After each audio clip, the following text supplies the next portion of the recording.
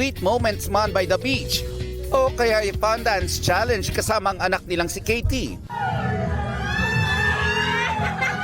Pinupusuan ng netizens ang closeness ngayon ni Katrina Halili at dati niyang partner na si Chris Lawrence. Curious ang netizens, patotoo ba ito sa kasabihang love is lovelier the second time around?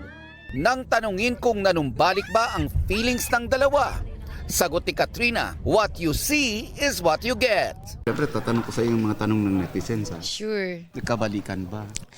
Sa balikan po, Ano? wala. Secret lang. Secret. Secret Oo, wala tayong sasagutin. Bawal daw. Bawal daw po sumagot.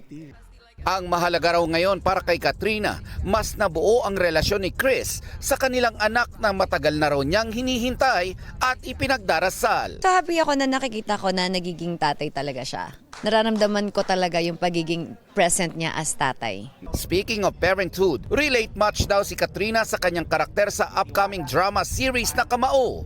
Gaganap siya bilang ina ng karakter ng bidang si Anton Vinzon. Binubuhos ko talaga dito yung pagiging nanay ko, as in parang si Anton ay ginawa ko siyang si Katie.